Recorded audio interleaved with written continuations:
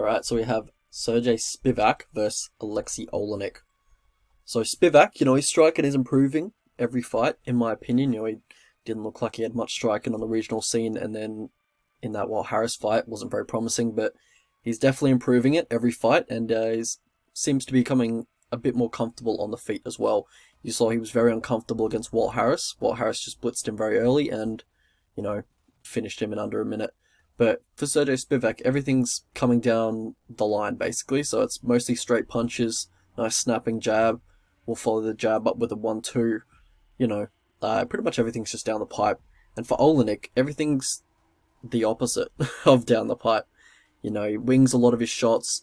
Someone said he has Inspector Gadget arms, and I absolutely agree with that. He's got a very wide left hook, and then he'll try and enter the clinch because the opponent tries to raise their guard. Nice right over, not a nice right overhand, but he has a right overhand, and then he crashes forward into the clinch after that as well. And he just gets complete extension of his arms when he is throwing those hooks. Like his arm's basically straight. It's a very slight angle on his arm. He's basically just winging these punches at 180 degrees, probably like 170, 160 degrees is like the angle of his punches. But he's very flat-footed, he's very plodding, and he hasn't got the best stand-up, but it's sort of effective for what he tries to do, and that is to get into the clinch. And he's going to be looking to back up Spivak, and Spivak, he does take the back foot quite easily. It isn't hard to persuade him to take the back foot, and Aleksei Oleinik, he'll be looking to get him on the back foot, and then look to take him down, but Oleynik's takedowns, they're not the best. Most times he'll just revert to like pulling guard or pulling Ezekiel, I guess. But, his takedowns are the best. He does have a decent single leg and a scramble that he hit a few times on... who was it? He hit one on Mark Hunt. I think he hit a few on Derek Lewis as well. But yeah, probably his single leg's probably his best takedown. And for Spivak, he goes for takedowns of his own as well. I'm expecting him to try and keep it on the feet maybe in this fight, but he will try and catch a kick and then take the opponent down from there. Control them against the fence with the wrestling ride, just kind of pressuring them against the fence, break their posture, control them from there. He tries to, look for judo throws in the clinch. He will go for this one-arm shoulder throw that he looks for when he's trying to defend the body lock, and it's very tough to hit on heavyweights with no gi. It's just a really low percentage move, and I think that cost him either 1 or 2 rounds against Tybura. He tried to throw that stupid shoulder throw and got put on bottom, and then Tybura just controlled him for the whole round. And he will lock his guard if you do get him down, so I don't think he has the best get-up game, but Oleynik, he's usually pretty aggressive on top. He's looking to pass guard, look for submissions, big man submissions, strong man submissions like a scarf hold or a Kimura or an Anaconda or something like that. And he's just very strong, very strong in grappling positions, very strong grappling strength. And for Spivak, if he gets on top, he will go for... He just likes to sit in half guard and look for ground and pound, really. Not too much of an advancer. Looks for, control in half guard, and then once he's got the control and he feels like his opponent doesn't have too much off their back, he'll look for ground and pound, and he finished Vendera with some nice ground and pound in half guard. But Alexey is quite dangerous off his back. He's obviously got that Ezekiel choke.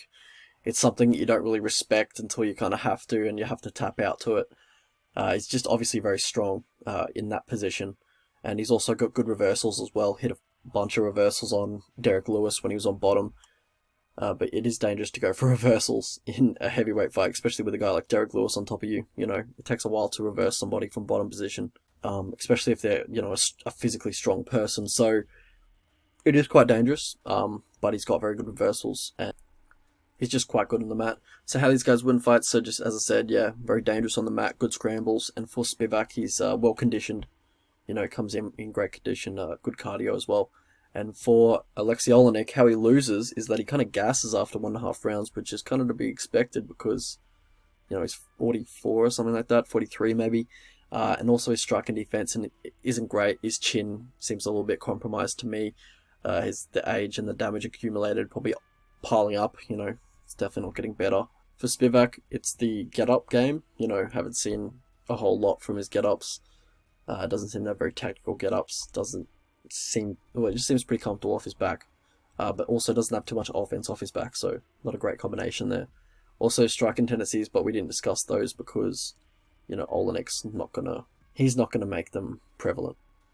Past the victory for these two. So for Spivak, look to keep it on the feet, use your footwork, pump the jab out, stay away from the fence, extend your combinations. When Dorcas was extending his combinations, like Oleynik was very uncomfortable there.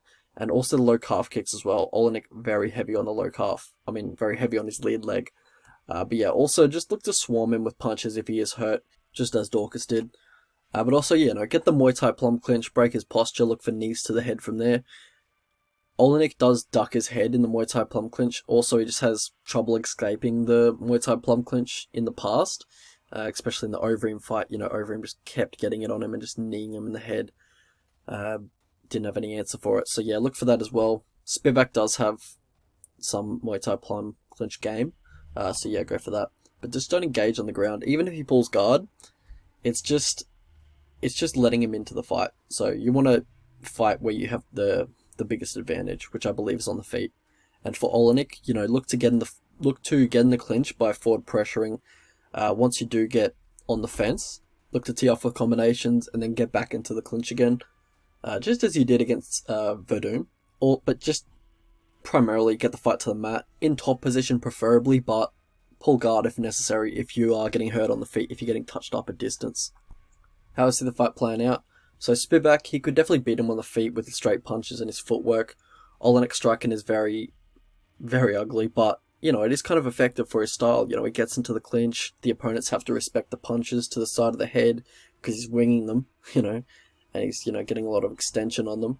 And then, while they pull their guard up, Oleynik drops levels and goes for his takedowns. But, yeah, as I said before, he doesn't have the best takedowns. A lot of the time he just reverts to pulling guard or even pulling Ezekiel, And Sergey, he seems pretty competent on the ground. But he definitely doesn't want to be on his back against Alexey. His get-up game didn't inspire me very much in the Tabora fight. And Alexey is dangerous, and he's still very strong in those positions, in the grappling positions, when he is able to get the fight to the mat, and especially when he gets on top, he looks to pass guard, get those big man submissions on you that we talked about before. In regards to Alexey, though, I'm not sure why he's fighting still. Like, he's turning 44 next week. He's been knocked out 9 times in his career. He's 2-4 in his last 6. He's fought 75 times in his career, which is absurd. It's incredible. And if he were to retire today, I believe a lot of people, myself included, would consider him a legend, a cult hero of sorts. His performance against Mark Hunt in Russia was, one of my favorite performances of any fighter ever. That was just a really good performance, in my opinion. There was really a lot of storylines there, but it was just a fun fight to watch, a lot of dynamics there. But he looked really bad in the Dorcas fight. It was only for a split second, but during that Dorcas 20-punch combination, Alexey kind of looked at Herb Dean as if to say, you going to step in or what? Or am I going to have to just crumple here? So I don't know where he's at. Maybe he's just fighting out his contract, just, finishing up his career, getting a few more paychecks. I don't know where he's at. But Sergei Spivak, in my opinion, he does have a good opportunity to get a quick TKO here. I think he can get a first round finish, which he's not the type of fighter to really do, but I feel like he has a good opportunity here. Alright, so the prediction is Spivak. I think he gets it done early, TKO round 1. I really didn't like how Alexey looked in that last fight against Chris Dorcas.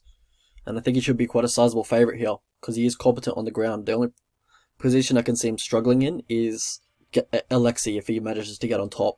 But yeah, I think he wins around 75 to 70% of the time. 75 to 70. 70 to 75, I meant to say.